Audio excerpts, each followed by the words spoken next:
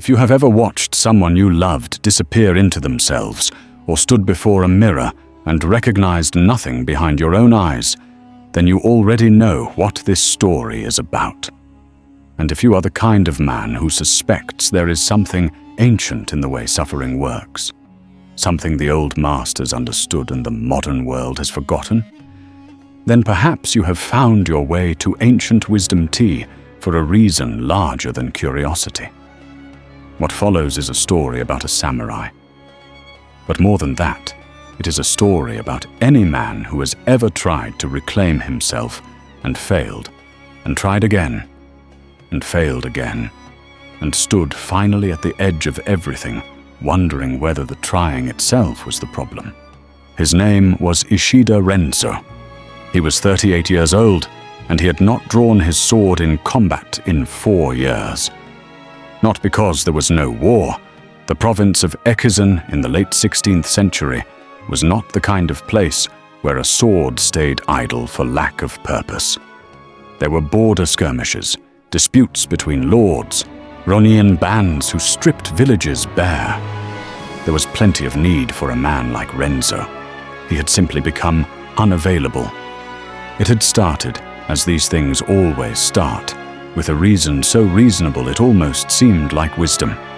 His lord, Takeda Shoji, had been killed in a battle that Renzo survived, not because he was braver or better positioned, but because he had been sent ahead to scout a southern pass and returned to find the battlefield already decided. His lord's banner was down. His men were dead or scattered. He had knelt in the mud beside Shoji's body for an hour, maybe longer. What he remembered was the smell of rain on blood, and the weight of a silence so complete it seemed to have mass. That night, a farmer gave him sake to warm himself. He drank 1 cup, then another, then the jug.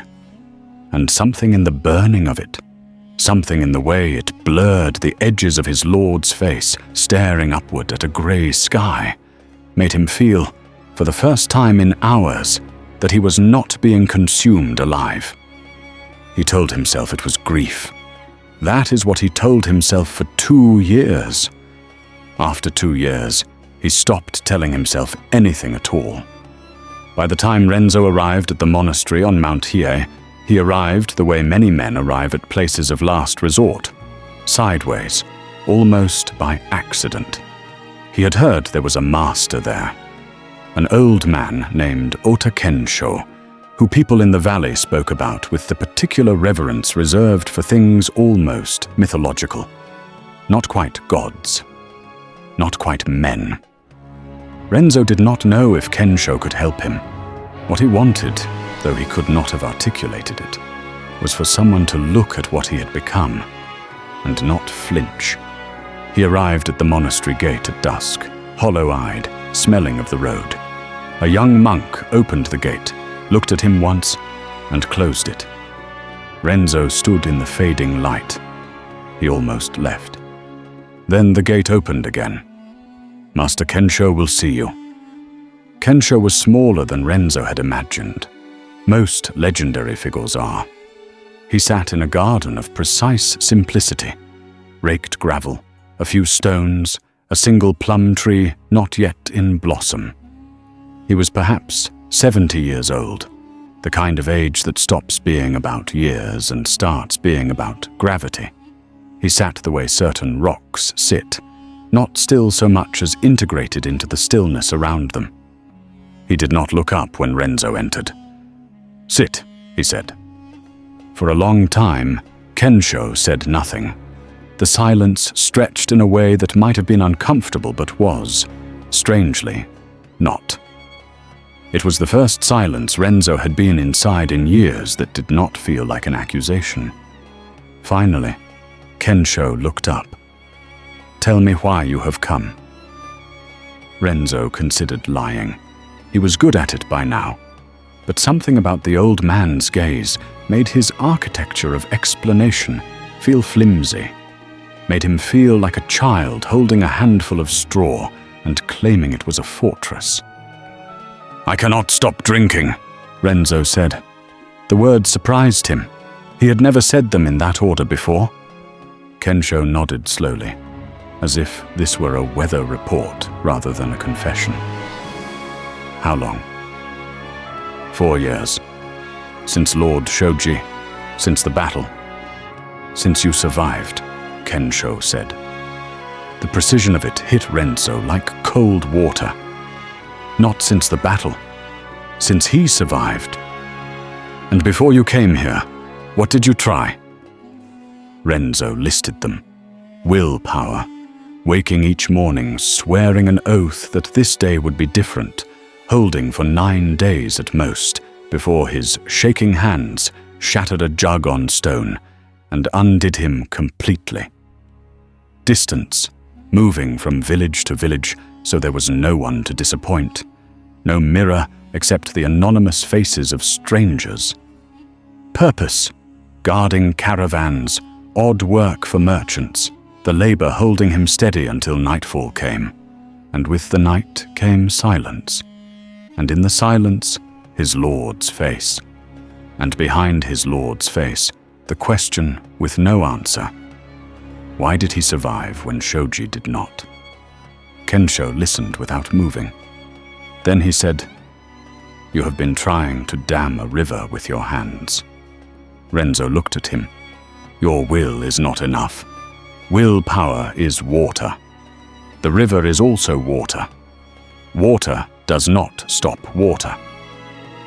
Then what stops it? Nothing stops it. You learn to change the direction it flows. That first night, Renzo lay in a small monastery cell and felt the wanting come for him like a tide. It was physical, the craving. Not a preference, but an argument the body made in a language that predated language. His nervous system insisting, not suggesting, that without sake, there would be no morning.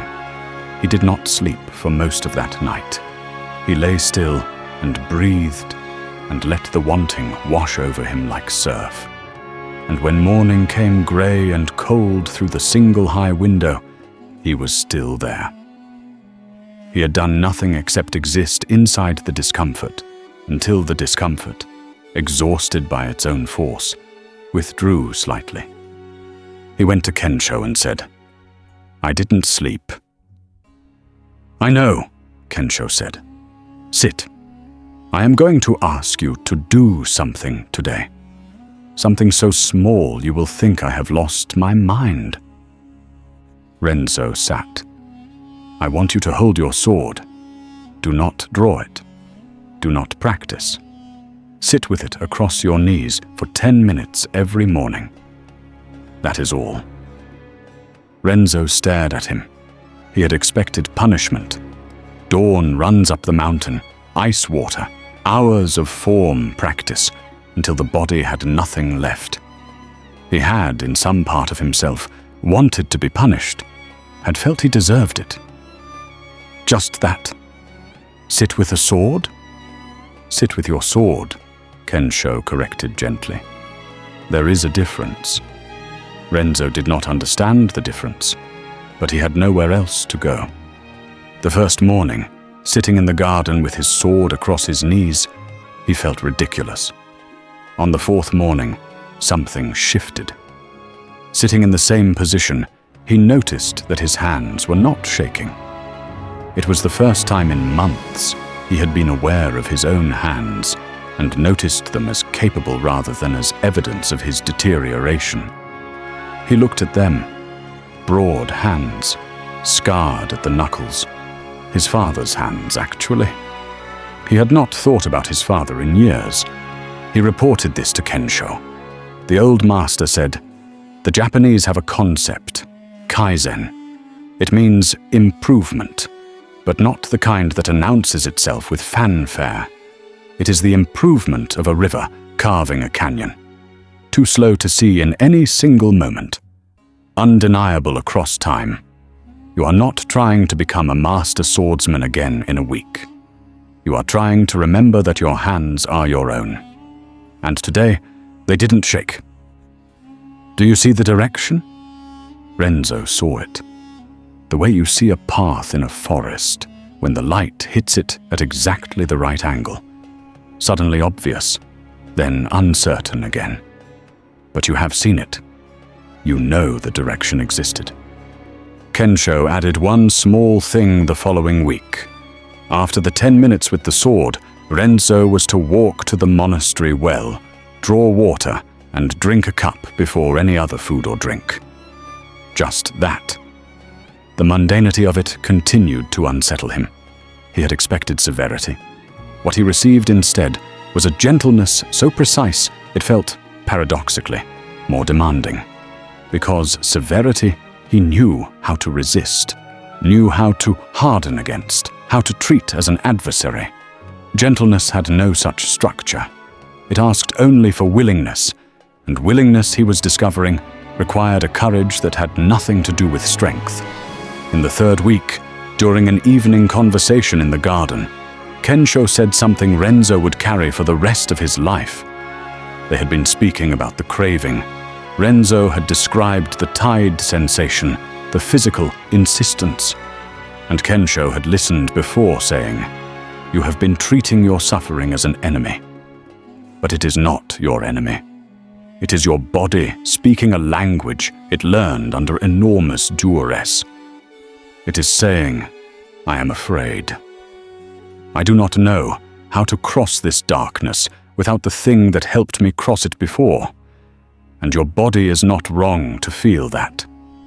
It is simply operating on old information." Renzo turned this over slowly. "Then how do I give it new information?" Slowly, and with compassion. The warrior who tortures his own horse because it is frightened doesn't build a brave horse. He builds a broken one. You have been torturing your own horse for 4 years. 6 weeks into his time at the monastery, Kensho asked him something that no one had ever asked, with genuine interest in the answer. What is your ikigai, your reason for rising? Not your duty, not your code, not the answers a samurai is supposed to give. What actually matters to you? Renzo sat with this for a long time. What came to him was not a vision of restored honor or a new lord to serve. What came was something smaller and more specific. The memory of a young boy in a village he had passed through, perhaps 8 years old, watching him from a doorway with the intensity children reserve for things they are trying to understand. Not with fear, with hopeful evaluation, as if measuring the man against some internal standard of what a man might be. "I want to be worth watching," Renzo said finally. "I want to be the kind of man that a child looks at and decides it is possible to be good." Kensho was quiet. "That is your ikigai. It is not about your sword. It is not about your lord. It is about what you represent when someone sees you. That is what you are fighting for. Not sobriety, not redemption. The chance to be a living answer to a child's question about what is possible."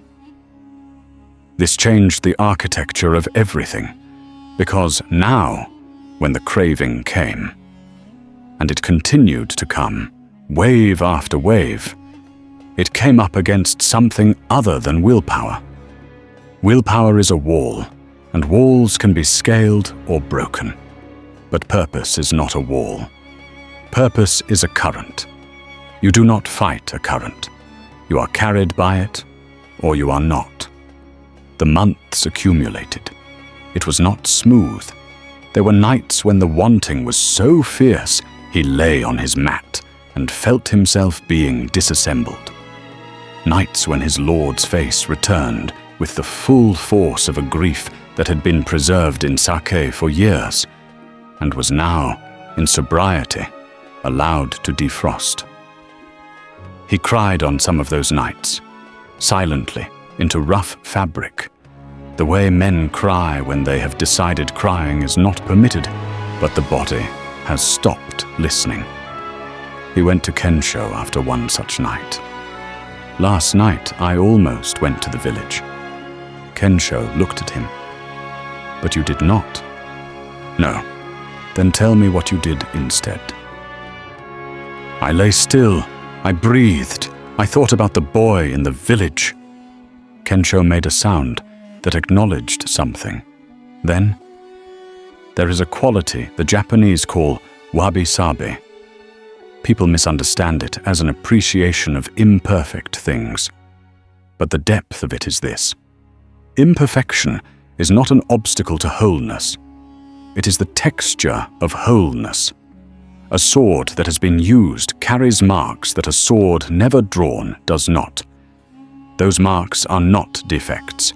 They are the record of the sword's purpose. Last night, marks were put on you. You did not go to the village. That is not a small thing. That is the record of your purpose." What this addressed was the pattern Renzo had repeated for 4 years, the cycle in which failure, even momentary, even small, became evidence of permanent incapacity. "I cannot do this. I have never been able to do this. I am not the kind of man who can do this." That internal verdict, issued fresh after each stumble, had been more destructive than the sake itself. Because the sake blurred the pain, the verdict removed the possibility of a future. Wabi-sabi did not excuse the stumble. It simply refused to grant the stumble the power to define the man. The sword is marked. The sword is still a sword. At the 4-month mark, Renzo had a setback. He had been doing well enough that complacency had crept in, that dangerous sense that the current could be navigated inattentively. He traveled to a nearby town on an errand, passed an inn, smelled the sake from the road, told himself he would walk past. He did walk past. 20 minutes later, his feet had retraced the route without his full consent, and he was standing in front of the inn again. He did not go in. He stood there long enough that the innkeeper appeared in the doorway, looked at him with the expression of a man who has seen this particular struggle before, and said nothing. Then Renzo turned and walked back to the monastery. He told Kensho the next morning. The old man listened, then said, "And this morning? Did you hold your sword?" "Yes." "Did you walk to the well?" "Yes." "Then you did not fail. You stood at the edge of falling and did not fall. And even if you had fallen, even then, you would have woken this morning and held the sword. Returning is the practice. Returning is the art." Renzo sat with this. He thought about the nature of return, how every tradition he had encountered spoke about it in some form. You return to the breath. You return to the path. You return to yourself. The gap between falling and failing is made entirely of returns. It was around this time that Kensho demonstrated, without naming it, what the Okinawans call hara hachibu, the practice of stopping when 80% full. They were eating the evening meal when Renzo noticed the old man stop while food remained on his tray. "You have not finished," Renzo said. "I am finished. My body is satisfied. What remains is not for my body. It is for my appetite, which is not the same thing. A samurai who cannot tell the difference between what he needs and what he wants will be owned by his wants, his entire life." Renzo recognized the principle immediately because it mapped precisely onto his relationship with sake. He had never been able to drink until satisfied, because satisfied was not a state the drinking ever produced. It produced more wanting. The curve always bent toward more. And the reason, Kensho suggested, was that he had never practiced satisfaction. He had practiced escalation. The body learns what you practice. If you practice stopping at 80%, you learn the feeling of enough. If you practice going past the edge every time, the edge becomes invisible. In the 7th month, something changed in a way that went beyond behavior and entered territory Renzo could only describe as identity. He woke before dawn, reached for his sword, and his hands were still. What was different this morning was that he did not think about not drinking. He did not register the absence of sake as the central fact of his morning. He thought about the angle of pre-dawn light on the garden gravel. He thought about a technique Kensho had shown him the previous day. He told Kensho this. The old man smiled for the first time Renzo had seen. You have stopped being a man trying not to drink and started being a man who does not drink. These are not the same man. The first defines himself by what he is resisting. He wakes up in opposition to something, exhausted before the day begins. The second defines himself by what he is. The war is over, not because the enemy was defeated, but because the identity changed, and there was no longer anyone inside the man for the enemy to negotiate with. This was the culmination of everything Kensho had been building, not from the outside in, through discipline imposed on behavior, but from the inside out, through the slow reconstruction of a self that had been lost. The 10 minutes with the sword each morning, the cup of water at the well, the practice of stopping at 80%, the return from the edge, the acceptance of imperfection as the texture rather than the failure of the journey. All of it had been, in Kensho's architecture, the laying of stones for a different man. Not a man without the history that produced the drinking, not a man without grief, but a man whose relationship to that grief had changed, who carried it the way a sword carries its marks, as record rather than as verdict. There is a quality Kensho had been teaching beneath the surface of everything else. He called it gambaru. Not toughness in the way that word is usually understood. Toughness implies hardening against. Observe the bamboo. Gambaru was something more like the bamboo certainty. Principle. This The capacity is to its strength. bend under extraordinary So too force our and spirit return, endures. again and again, to vertical. The oak resists the storm, Kensho said one evening in the first cold of autumn. The bamboo bends. After the storm, you find the oak as it was, or you find it broken. But the bamboo is always vertical again. Gambaru is bamboo, not the absence of bending, the certainty of return. Renzo thought about his 4 years. He had been bending. He had thought he was broken. But here he was, in a garden in the mountains, at vertical, holding a sword he could now draw without shame. 3 years after he arrived, Renzo left the monastery. He left not because he had mastered what Kensho taught.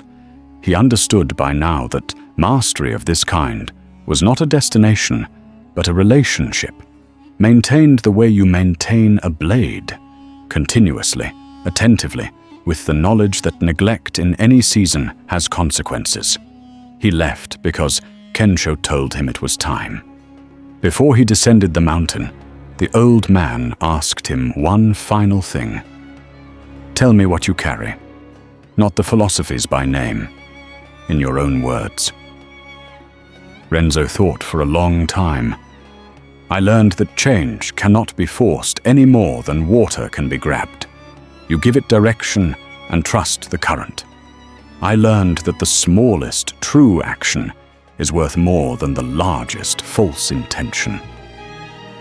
I learned that I am not my worst season.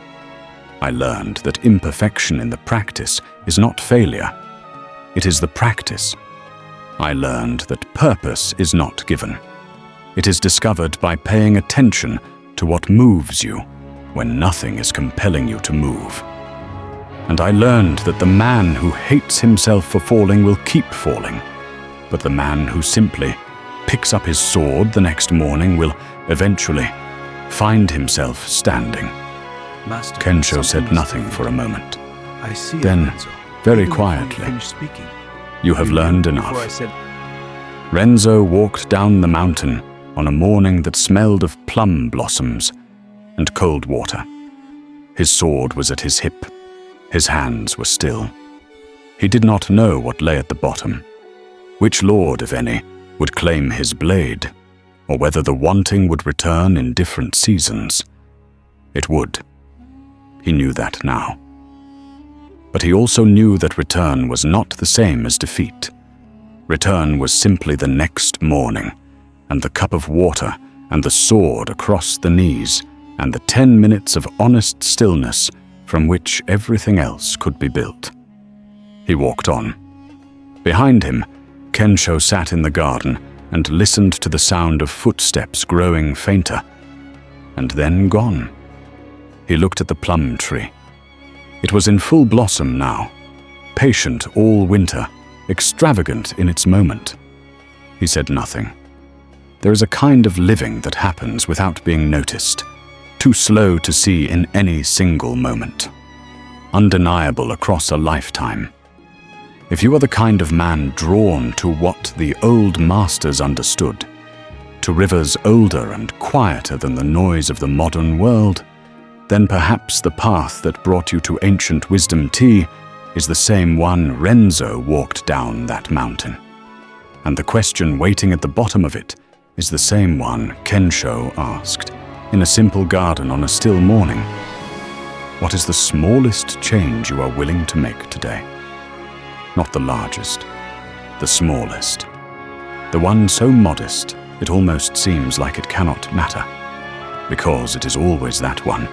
The glass of water, the 10 minutes, the single honest promise kept, that turns out to be the first stone on the path to a man becoming who he was always capable of being.